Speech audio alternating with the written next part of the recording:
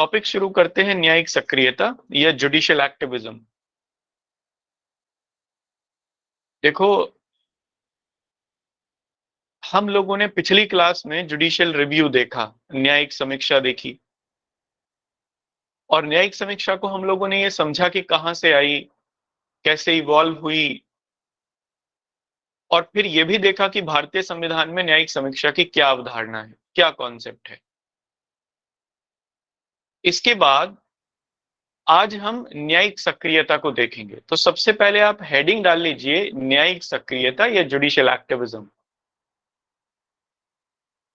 देखो, जैसा मैंने आपको पिछली क्लास में बताया कि न्यायिक सक्रियता एक शब्द के रूप में सबसे पहले इसका प्रयोग किया एक अमेरिकन एक एजुकेशनिस्ट थे, आर्थर श्लेशलिंगर। उन्होंने इसका सबसे पहले प्रयोग किया संकल्प अमेरिका में 1947-48 के आसपास।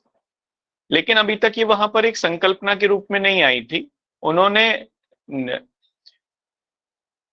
अमेरिकी जुडिशियल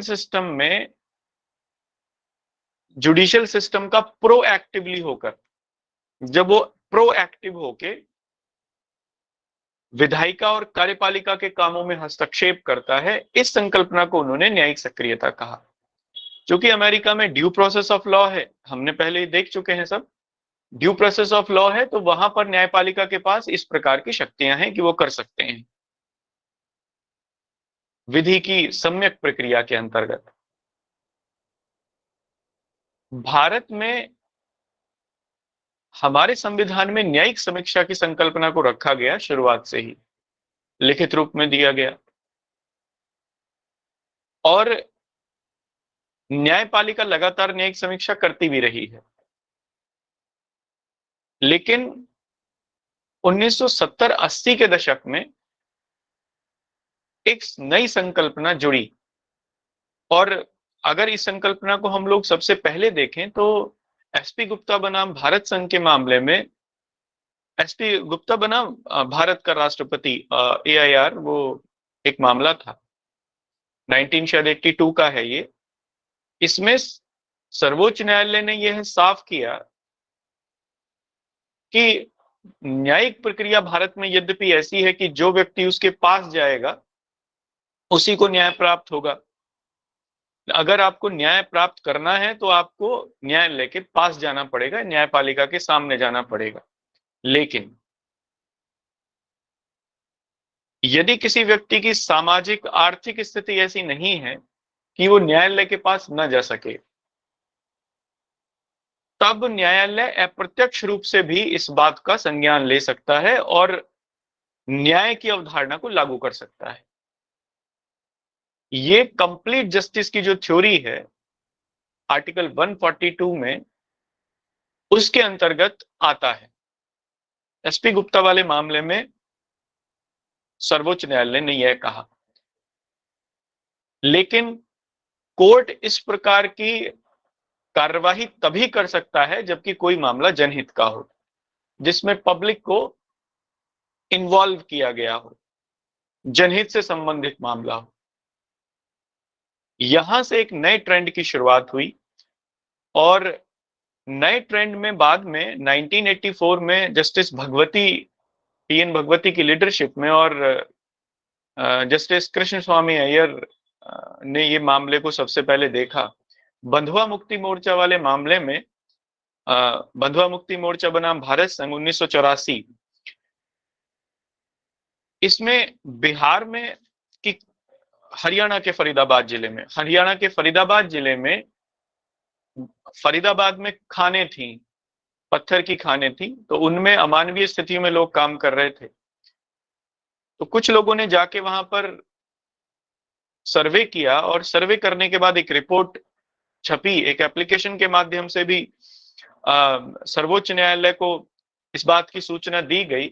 सर्वोच्च न्यायालय ने उस एप्लीकेशन को ही एक्सेप्ट करते हुए कालांतर में उस मामले की सुनवाई की, और ये बंधुआ मुक्ति मोर्चा बनाम भारत संघ के मामले से ये मामला जाना जाता है। यहां से न्यायिक सक्रियता की शुरुआत होती है। इस टर्म को न्यायिक सक्रियता कहा गया। तो इसमें हुआ क्या? न्यायपालिका ने प्रोएक्टिवली निर्णय लेते हुए केवल एक एप्लीकेशन के आधार पर या किसी रिपोर्ट के आधार पर जो कि किसी अखबार में छपी, उसके आधार पर न्याय की पूर्ण संकल्पना को लागू करने के लिए कार्यपालिका को दिशा निर्देश दिए। ये कार्यपालिका के यद्यपि कार्यपालिका के मामले में हस्तक्षेप था, लेकिन यह हस्तक्षेप तब हुआ जब कार्यपालिका अपने कामों को ढंग से नहीं कर पा रही थी। तो यहां से 2-3 बातें क्लियर आती हैं। सबसे पहले न्यायिक सक्रियता की परिभाषा ही आ जाती है। वो क्या है? जब न्यायपालिका न्याय की संपूर्ण अवधारणा के अंतर्गत विधायिका एवं कार्यपालिका के कार्यों में सक्रिय हस्तक्षेप करे, तब इस बात को या इस संकल्पना को हम लोग न्यायिक सक्रियता कहते हैं। इसमें न्यायपालिका किसी रिपोर्ट को, किसी अखबार में छपी खबर को के अंतर्गत भी स्वतः संज्ञान ले सकती है, लेकिन कब? जब मामला जनहित से जुड़ा हुआ। इसलिए न्यायिक सक्रियता से जनहित याचिकाएं भी जुड़ गईं। जनहित याचिका न्यायिक सक्रियता का एक भाग है, एक टूल है, एक प्रकार है उसे अचीव करने का या उसको रिप्रेजेंट करने का। तो न्यायिक सक्रियता में ही हम लोग जनहित याचिकाएं भी देखेंगे। अगला टॉपिक हमारा जनहित याचिकाएं ही होगा। अब ये न्यायिक सक्रियता आएगी कब? न्यायिक सक्रियता तब आएगी जब विधायिका और कार्यपालिका अपने कामों को समुचित रूप से ना कर पाए, तभी न्यायपालिका को हस्तक्षेप करने का मौका मिलेगा। अगर विधायिका और कार्यपालिका अपने काम को ठीक ढंग से कर रहे हैं, तब न्यायपालिका अपना हस्तक्षेप करेगी ही नहीं। तो इसलिए कुछ टर्म्स एंड कंडीशन है, कुछ संकल्पनाएं हैं न्यायिक सक्रियता से जुड़ी हुई कि न्यायिक सक्रियता की कॉन्सेप्ट कब आएगी या कब प्रस्तुत होगी ये बड़े स्तर पे। तो इसमें एक बात तो यही है कि जब विधायिका और कार्यपालिका अपने कामों को या अपने कर्तव्यों को समाज के प्रति पूर्ण करने में अक्षमता दिखाएं या पूरी तरीके से ना कर पाए, ये न्यायिक सक्रियता में शामिल होगा। तो हम लोग पहले इसकी कुछ परिभाषाएं या जो अभी तक हम लोगों ने किया वो लिख लेते हैं, उसके बाद फिर हम लोग इसमें आगे चलते हैं। तो आप इसमें पहला पॉइंट लिखिए, न्यायिक सक्रियता की अवधारणा। न्यायिक सक्रियता की अवधारणा सर्वप्रथम अमेरिका में प्रस्तुत हुई। अमेरिका में प्रस्तुत हुई। The concept of judicial activism firstly came in America जब 1947 ईस्वी में आर्थर श्लेसिंगर, नाम है ये आर्थर, ARTHUR, आर्थर श्लेसिंगर, एक अमेरिकी शिक्षाविद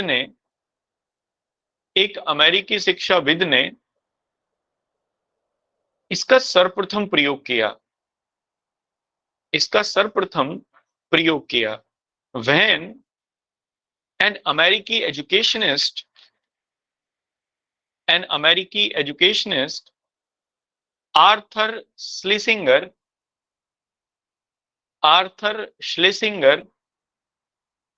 used it firstly। ठीक है, अब इसमें कंटिन्यूएशन में ही आप लिखना, अमेरिकी संवैधानिक प्रक्रिया में, ऐसा लिखिए, अमेरिकी संवैधानिक प्रक्रिया में विधि की सम्यक प्रक्रिया के अंतर्गत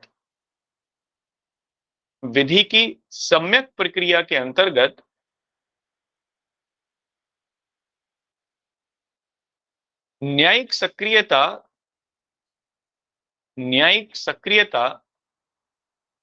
स्वतः ही निहित है। In American constitutional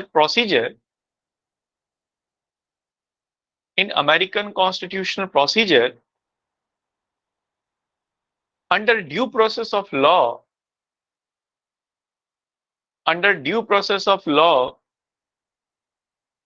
judicial activism inherit in it. Judicial activism inherit in it. ठीक है, ये मैं आपको पहले समझा चुका हूं। सब जितना भी मैंने अभी तक बोला है ये हम लोग पिछली क्लासों में आपको मैं बड़े अच्छे से क्लियर कर चुका हूं, क्योंकि ड्यू प्रोसेस और प्रोसीजर एस्टैब्लिश बाय लॉ हम लोगों ने उसमें देख लिया। तो आपको समझ में आ ही गया होगा कि इनहेरिट करती है ड्यू प्रोसेस में।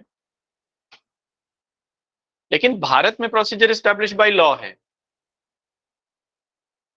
तो 1970 के दशक तक, जबकि मैंने आपको प्रोसीजर एस्टैब्लिश बाय लॉ में पहले बताया कि केवल यही देखा जाता था कि विधि जो बनाई गई वो एक प्रक्रिया के अंतर्गत बनाई गई या नहीं बनाई गई, और वो प्रक्रिया जो कि संविधान द्वारा निश्चित की गई।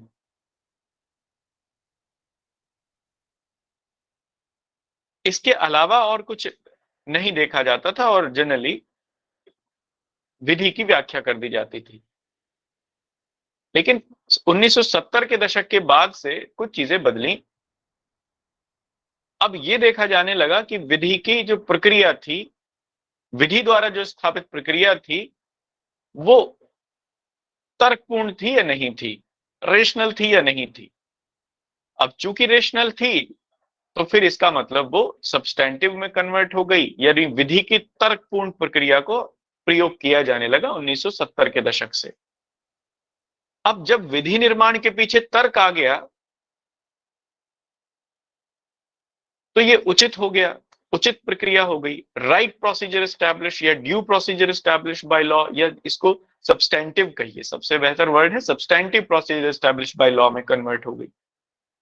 तो जब संविधान की व्याख्या सब्सटेंटिव लेवल पर की जाने लगी, प्रोसीजर एस्टैब्लिश बाय लॉ की व्याख्या सब्सटेंटिव लेवल पर की जाने लगी, इसने न्यायिक सक्रियता के दरवाजे खोल दिए, जुडिशियल एक्टिविज्म के दरवाजे खोल दिए। क्यों? क्योंकि न्यायपालिका के पास अब अधिक शक्ति थी। न्यायपालिका के पास अब अधिक शक्ति आ गई जुडिशियल रिव्यू की। ठीक है, तो कंटिन्यूएशन में आप लिखना।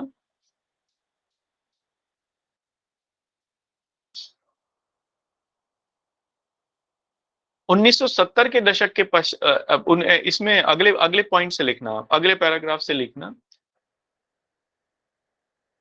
यद्यपि भारतीय संविधान में न्यायिक सक्रियता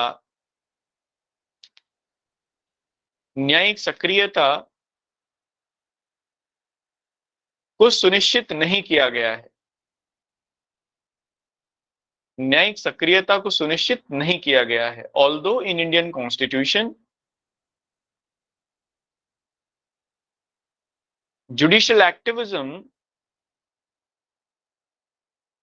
एक्टिविज्म इज नॉट डिफाइंड,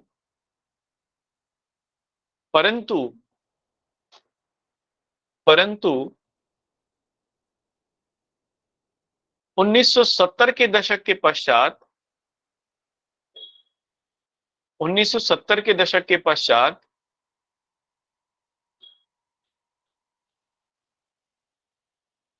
इसे स्वीकार किया जाने लगा या इसे स्वीकार किया गया। बट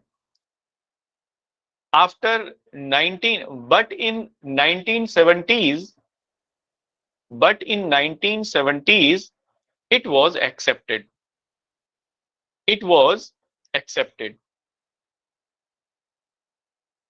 यह वही दशक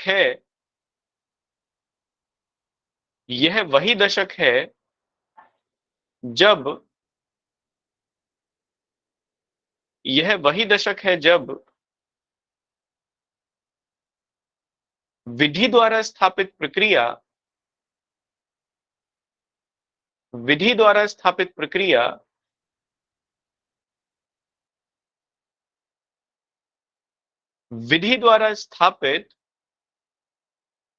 तात्विक प्रक्रिया के अंतर्गत बदली, विधि द्वारा स्थापित तात्विक प्रक्रिया के अंतर्गत बदली। This is the decade. This is the decade when procedure established by law changed into procedure established by law changed into substantive procedure established by law. Changed into substantive procedure established by law. ठीक है, अब इसमें continuation में ही आप लिखना, भारत में न्यायिक सक्रियता का श्रेय, भारत में न्यायिक सक्रियता का श्रेय मुख्य न्यायाधीश पीएन भगवती, मुख्य न्यायाधीश पीएन भगवती, न्यायमूर्ति वी आर कृष्ण अय्यर, न्यायमूर्ति we are Krishna Iyer,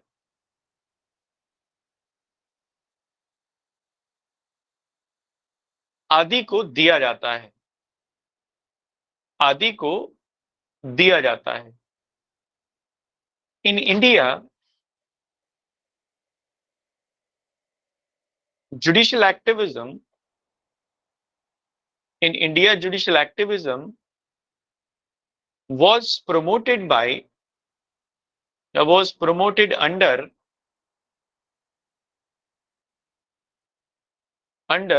justice PN Bhagwati, chief justice PN Bhagwati, ये उस समय मुख्य न्यायाधीश थे, एंड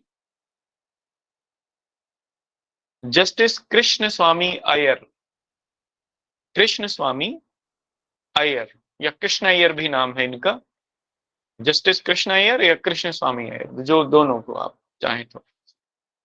ठीक है, इन्हीं की लीडरशिप में ये मामला बधवा मुक्ति मोर्चा वाला जो मामला था, इसको यही सुन रहे थे जस्टिस अय्यर ही, लेकिन इन्होंने परमिशन, चूंकि जब तक चीफ जस्टिस नहीं देंगे तो कैसे चलेगा, तो चीफ जस्टिस ने परमिशन दी ने उस मामले को सुनने की, केवल एक रिपोर्ट के आधार पर, तो चेंज हुआ यहां से, ये कॉन्सेप्ट चेंज हुई।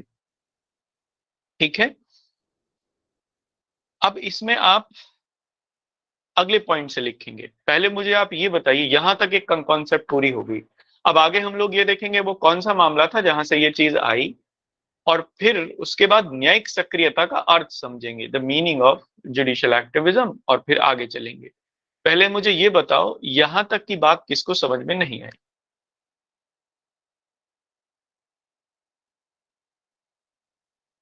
जी चारू जी बताइए। सर आपने ये बताया था कि ये जो प्रक्रिया है वो विधि द्वारा स्थापित प्रक्रिया और जो नहीं, तात्विक प्रक्रिया के अंतर्गत बदली। हाँ सर ये हाँ, तात्विक प्रक्रिया कौन सी थी? पिछली क्लास में थे आप, जी सर। तो वही मैंने ये सब तात्विक प्रक्रिया समझाई थी। देखो, भारत में प्रोसीजर एस्टेब्लिश बाय लॉ है, हम लोगों ने ये जापान के संविधान से लिया, और आर्टिकल 21 में ये साफ तौर पर परिभाषित है, अनुच्छेद 21 में। Procedure establish by law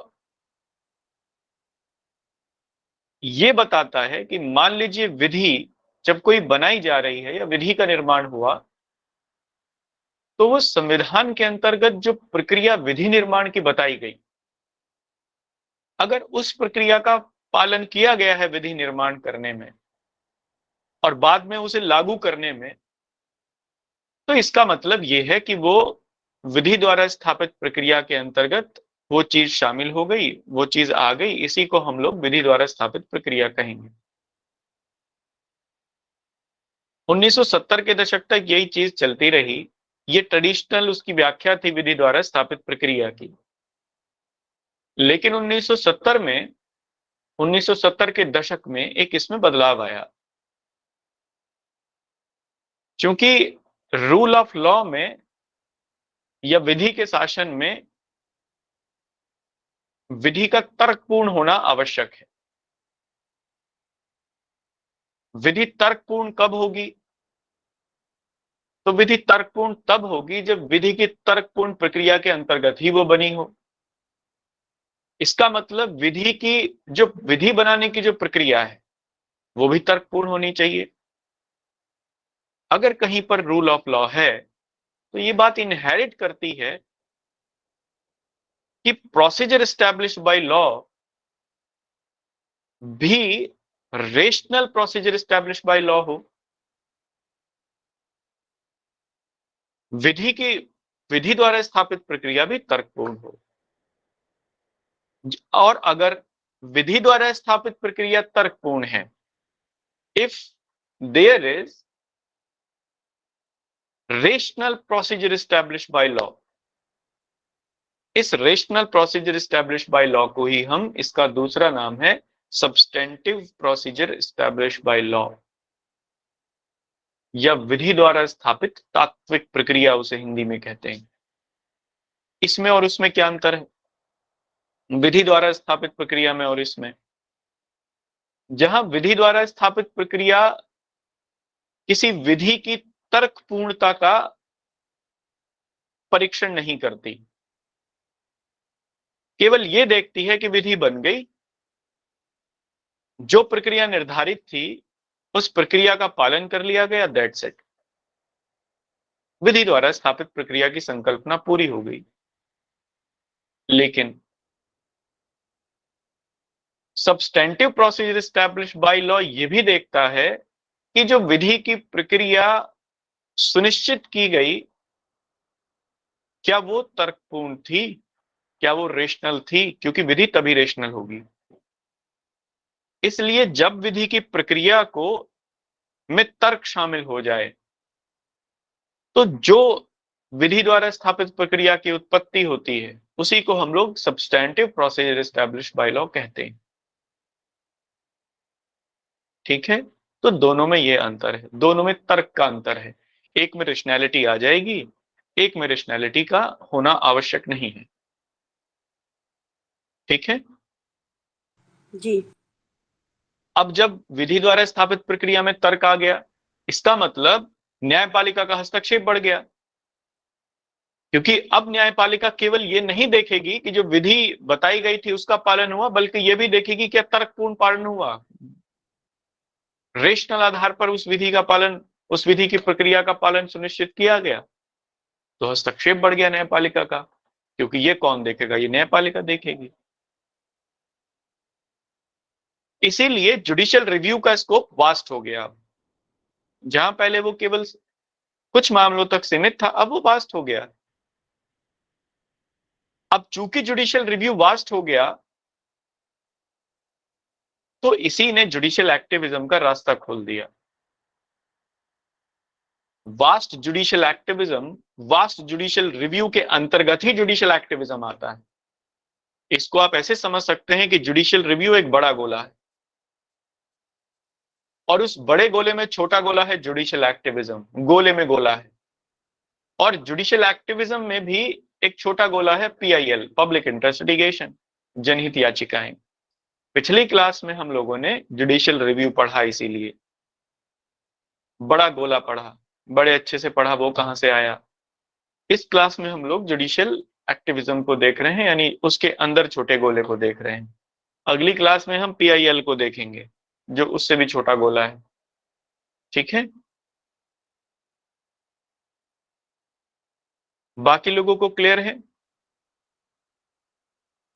ji sir. बताइए किसको क्लियर नहीं है।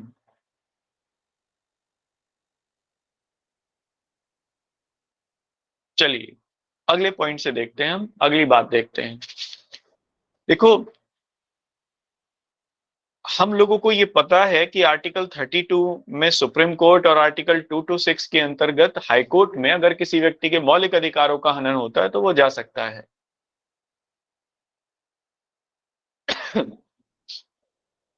हाई कोर्ट और सुप्रीम कोर्ट में जाके अपनी बात को कह सकता है। लेकिन मान लीजिए कोई ऐसी स्थिति है, सामाजिक और आर्थिक स्थिति किसी व्यक्ति की इस प्रकार की है, कोई हाई कोर्ट नहीं जा सकता। मान लीजिए मैंने किसी व्यक्ति को अपने यहाँ पे बंधुआ मजदूर के रूप में रखा हुआ है, तो ना तो उसकी सामाजिक स्थिति ऐसी होगी और ना ही आर्थिक स्थिति ऐसी होगी कि वो हाई कोर्ट को या सुप्रीम कोर्ट को अप्रोच कर सके। ऐसे में अन्याय तो उसके साथ होता ही रहेगा। तो सर्वोच्च न्यायालय ने एसपी गुप्ता बनाम भारत का राष्ट्रपति वाले मामले में, SP Gupta versus president of India, या इसको इनरी के नाम से नहीं, SP Gupta versus president of India, AIR 92, इसमें उन्होंने ये कहा कि अगर किसी व्यक्ति की सामाजिक और आर्थिक स्थिति ऐसी है कि वो उच्च न्यायालय, सर्वोच्च न्यायालय को अप्रोच नहीं कर सकता, और वो मामला जनहित का है, यानी केवल उस व्यक्ति की नहीं बल्कि बहुत सारे व्यक्तियों की ऐसी स्थिति हो सकती है,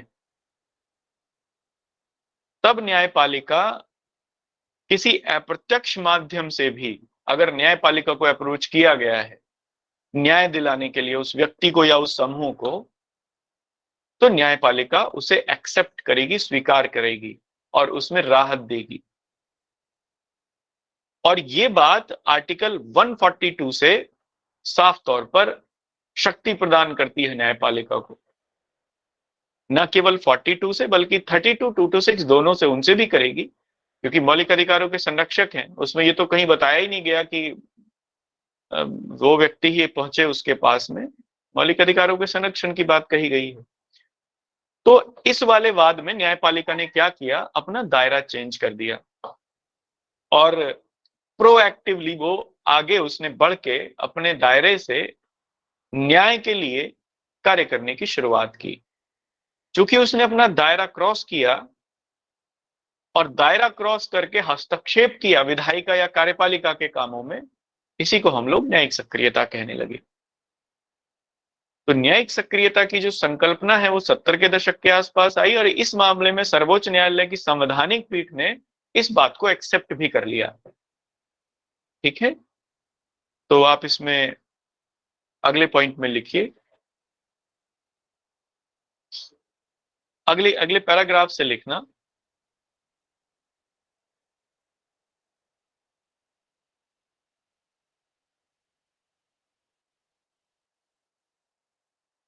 अगले पॉइंट से आप लिखना, भारतीय संविधान के अनुच्छेद 32, भारतीय संविधान के अनुच्छेद 32 तथा 226 के अंतर्गत, तथा 226 के अंतर्गत न्यायपालिका को मौलिक अधिकारों का संरक्षक सुनिश्चित किया गया है, मौलिक अधिकारों का संरक्षक सुनिश्चित किया गया है। Judiciary has been formed,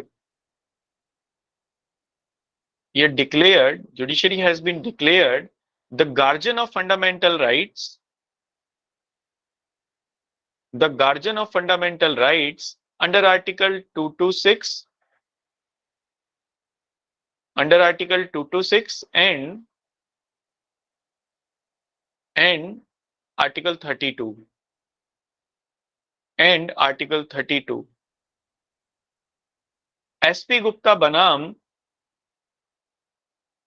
Bharat का राष्ट्रपति, एसपी गुप्ता बनाम भारत का राष्ट्रपति, AIR 1982, AIR 1982 SP 149, ये साइटेशन है उसकी, AIR 1982 SP 149 वाले वाद में सर्वोच्च न्यायालय की संवैधानिक पीठ ने,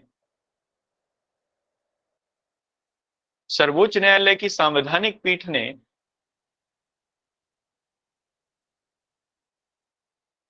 यह व्याख्या दी कि,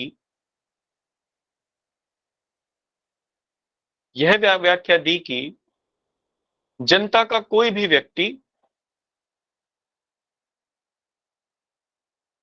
जनता का कोई भी व्यक्ति उन व्यक्तियों की शिकायत को दूर कराने के लिए, उन व्यक्तियों की शिकायत को दूर कराने के लिए जो कि गरीबी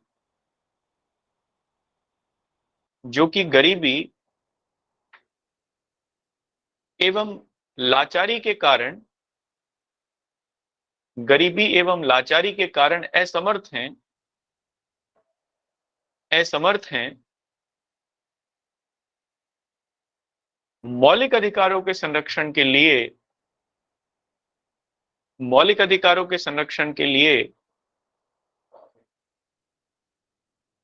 न्यायालय में गुहार कर सकते हैं।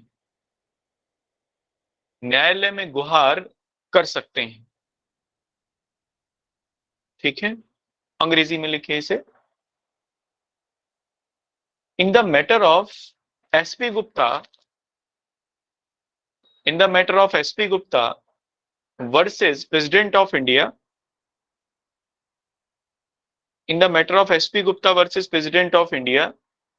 AIR 1982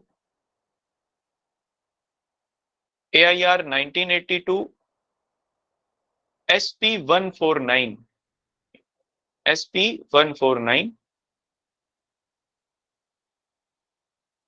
the constitutional bench of Supreme Court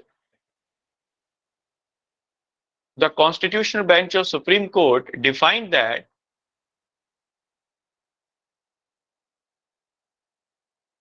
any person of the society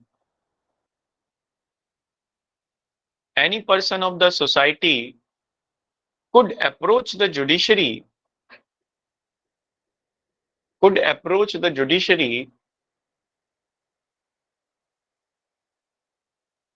on the behalf of that person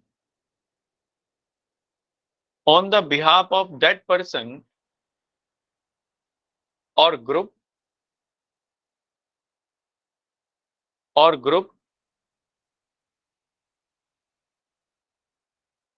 which is incapable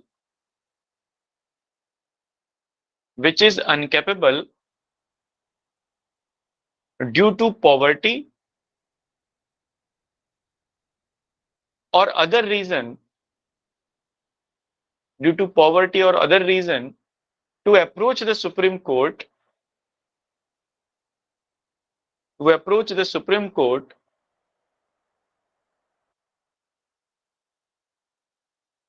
in consideration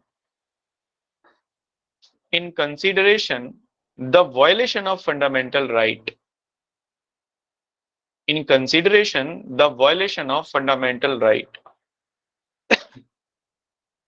इस प्रकार समाज सेवी संगठनों को भी इस मामले के अंतर्गत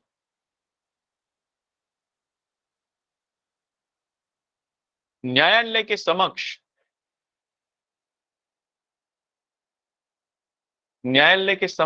जनहित के प्रश्न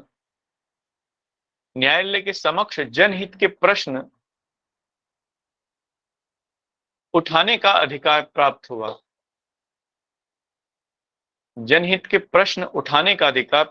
So by this case law,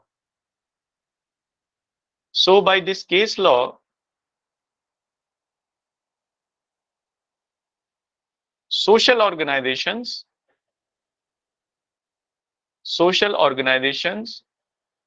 get the right to raise the voice of poor,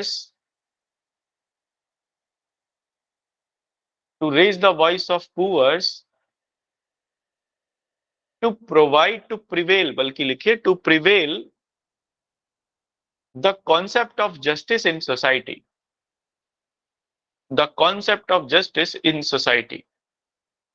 ठीक है, अब अगले लाइन से या अगले पैराग्राफ से अब देखो इन्होंने क्या किया। इससे न्यायालय ने ये किया कि जो अपनी पुरानी एक परिपाटी थी, जो ट्रेडिशन था कि कोई व्यक्ति उसी की बात को वो सुनेगा जो उसके पास आएगा, उसको बदल दिया। यानी जिस व्यक्ति के अधिकारों का हनन हो रहा है, जिसके साथ अन्याय हुआ, वो खुद ही जाके गुहार लगाए न्यायालय में तभी उसे सुनेगा। यही प्रोसीजर में है। इस दायरे को बदल दिया, चेंज कर दिया। और जब इस दायरे को चेंज करके न केवल व्यक्ति के मौलिक अधिकारों को संरक्षित किया गया, बल्कि संवैधानिक मामलों की भी व्याख्या की गई सक्रिय रूप से। विधायिका को निर्देश दिए गए, कार्यपालिका को निर्देश दिए गए। इसी को हम लोग न्यायिक सक्रियता कहते हैं। ठीक है, तो अगले पॉइंट से इस प्रकार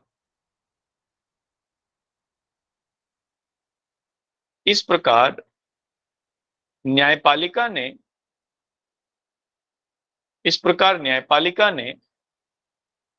संपूर्ण न्याय की अवधारणा के अंतर्गत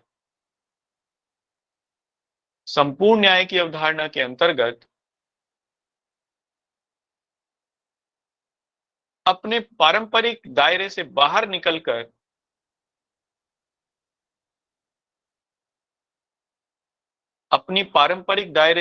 निकलकर विधायिका एवं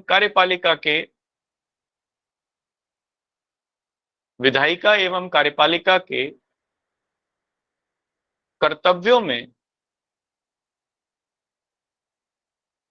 सक्रिय हस्तक्षेप किया।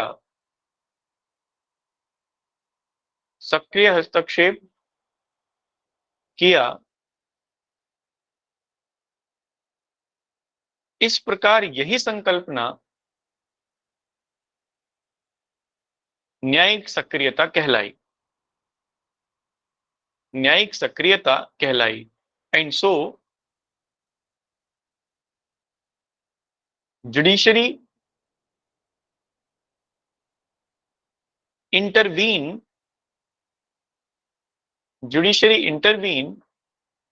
proactively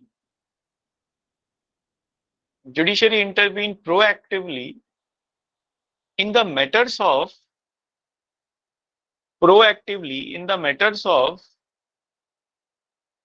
legislature and executive,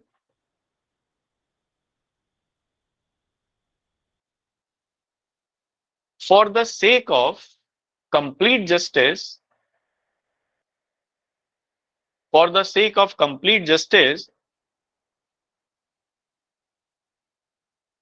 this concept is known as judicial activism.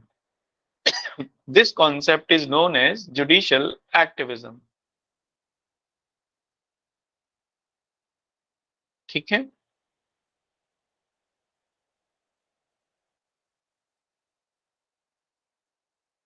यहां तक बात क्लियर है सबको? बताइए, न्यायिक सक्रियता समझ में आ गया किसे कहते हैं? जी सर। किसको नहीं आया? Yes sir. वो बताओ जिसको नहीं आया है।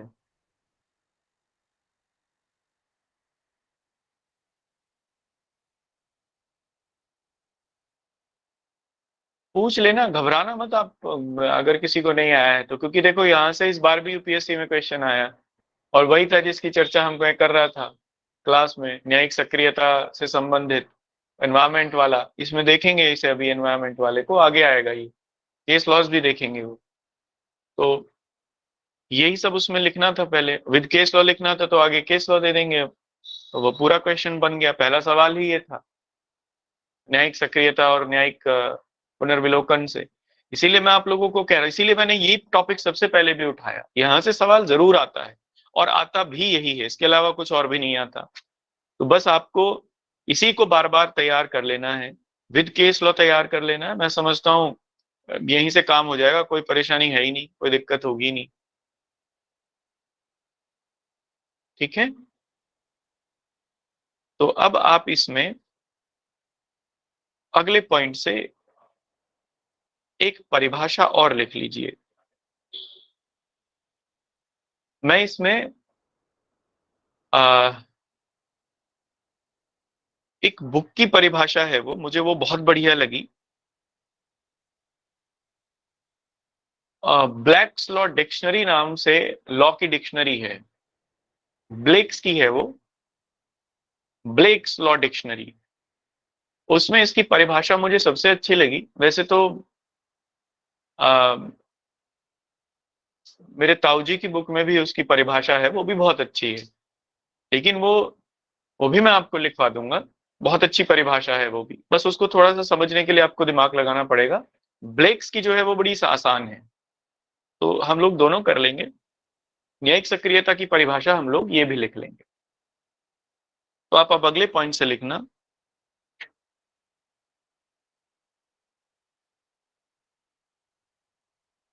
न्यायिक सक्रियता की परिभाषा ब्लेक्स की लॉ डिक्शनरी के अंतर्गत इस प्रकार दी गई है। ब्लेक्स की लॉ डिक्शनरी के अंतर्गत इस प्रकार दी गई है। The definition of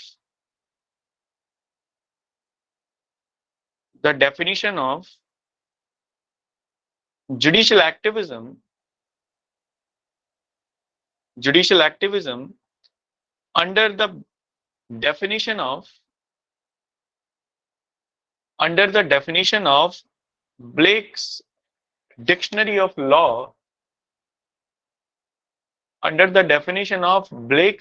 of law, is as follows. ठीक है,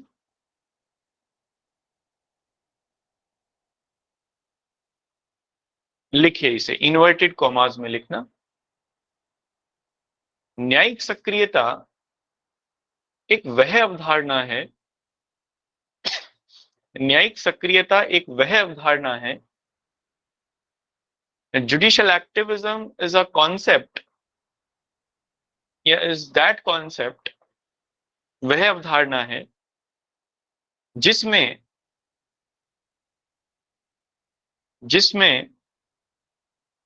मौलिक अधिकारों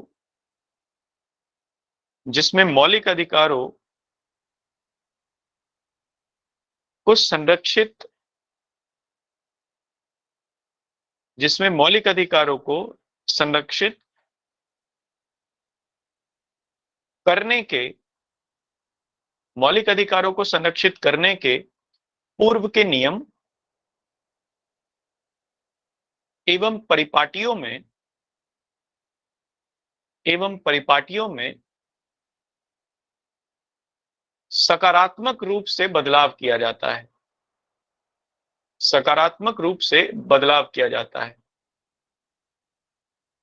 under it, the judicial activism is the concept in which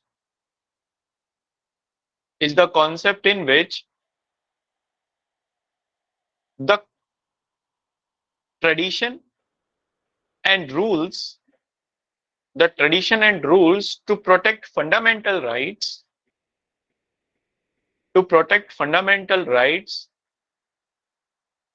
would positively changed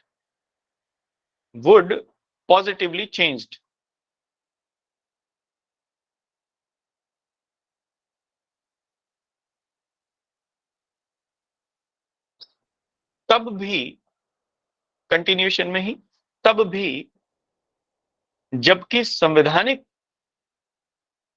प्रक्रिया में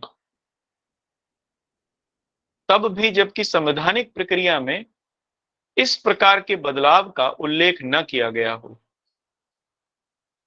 तब भी जबकि संवैधानिक प्रक्रिया में इस प्रकार के बदलाव का उल्लेख न किया गया हो, and still then कॉमा लगा के, when this type of change has not been prescribed,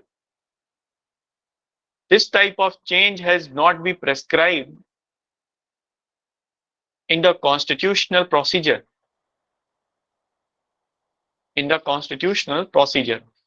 ठीक है। देखो यही है इसमें हमारे यहाँ पे कि न्यायपालिका तभी किसी की बात को, किसी को न्याय देगी जब कोई व्यक्ति उसके सामने जाए या उसके पास जाए, न्याय की गुहार करे, जिसके अधिकारों का उल्लंघन हुआ है उसी को दे सकती है। ये प्रक्रिया के अंतर्गत है। लेकिन जब जुडिशरी बदलाव कर दे, और बदलाव उसने क्या किया कि कोई अन्य व्यक्ति भी उसके बिहाफ पर जा सकता है न्यायपालिका में, ये बदलाव किया जुडिशरी ने, और इसका कहां जिक्र है संविधान में? कहीं नहीं है जिक्र। तब इस प्रक्रिया को ही हम न्यायिक सक्रियता कहेंगे। ये ब्लेक्स की लॉ डिक्शनरी में है। और इसमें आप नेक्स्ट देखना,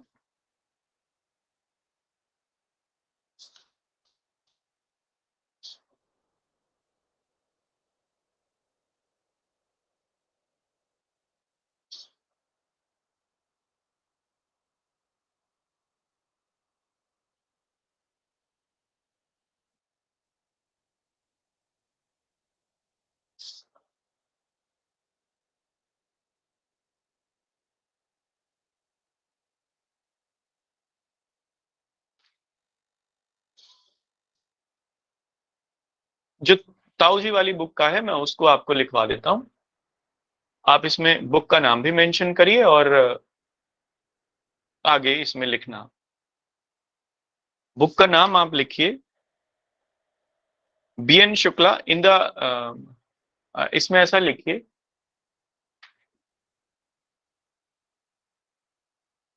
डॉक्टर महेंद्र पाल सिंह ने अपनी पुस्तक कॉन्स्टिट्यूशन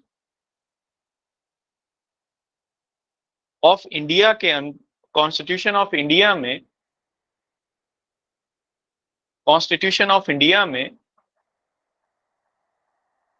न्यायिक सक्रियता को इस प्रकार से परिभाषित किया है।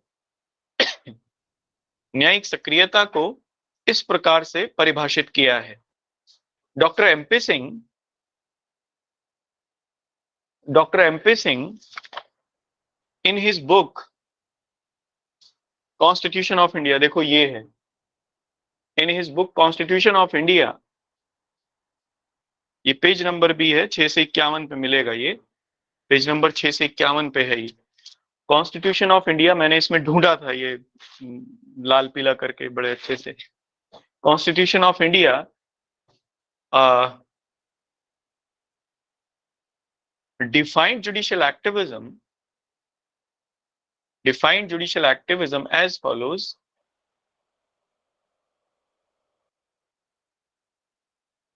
ठीक है, अब इसे आगे लिखना इन्वर्टेड कॉमास में। न्यायिक सक्रियता न्यायिक समीक्षा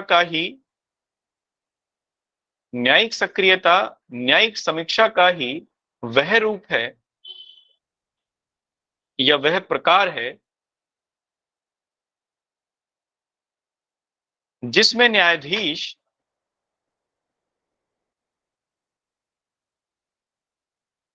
विधि निर्माण की प्रक्रिया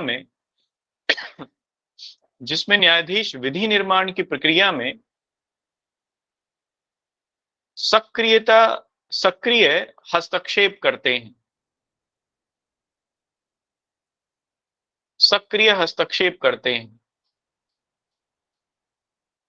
Judicial activism is the part of judicial review. Is that part of judicial review in which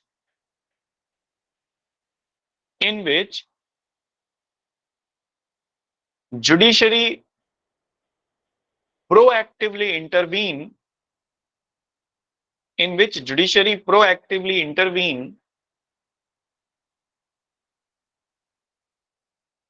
in the process of law making, जिससे कि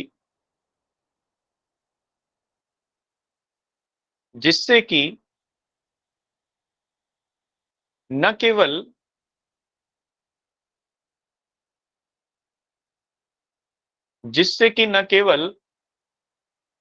संविधानों के प्रावधानों की रक्षा हो सके, जिससे कि न केवल संविधान के प्रावधानों की रक्षा हो सके, बल्कि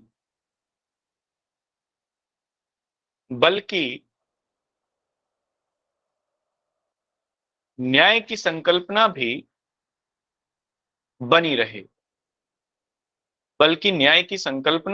बनी रहे, इन विच नॉट ओनली, या इन दैट वे लिखे, in that way not only the various provision of constitution prevailed, but also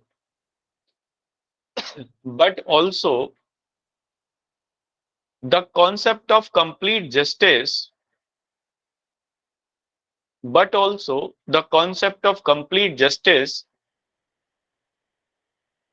prevailed in the society, ठीक है। ये दो परिभाषाएं मैंने आपको लिखवाई, एक मैंने कॉन्स्टिट्यूशनल डिक्शनरी से आपको लिखवाई, लॉ डिक्शनरी से आपको लिखवाई, जो कि ब्लेक्स की है, बड़ी फेमस है, और एक दूसरी मैंने आपको राव जी की बुक से लिखवाई, जो कि बहुत अच्छी बुक है। ये दो से न्यायिक सक्रियता को मैंने आपको लिखवाया। यहां तक बात क्लियर है सब लोगों को? ये मीनिंग तक हम लोगों ने न्यायिक सक्रियता का देख लिया कि जुडिशियल एक्टिविज्म का मीनिंग क्या है, ठीक है। क्लियर है? बताइए, किसी को कोई परेशानी तो नहीं है? अब आप इसमें अगले पॉइंट में हम लोग क्या देखेंगे? अगले पॉइंट में हम लोग देखेंगे न्यायिक सक्रियता का औचित्य क्या है, ऑथेंटिकेशन है, क्यों होनी चाहिए, और इसके बाद फिर देखेंगे कि क्यों नहीं होनी चाहिए, मतलब उसे क्यों रेस्ट्रेंट करना चाहिए। तो अब अगले थीम में हम लोग दो चीजें देखेंगे, एक तो ये कि क्यों हो, और एक देखेंगे कि क्यों ये नियंत्रित रहे, है ना। तो आप इसमें अगला हेडिंग लिखिए, न्यायिक सक्रियता की आवश्यकता, the need of judicial activism, ठीक है।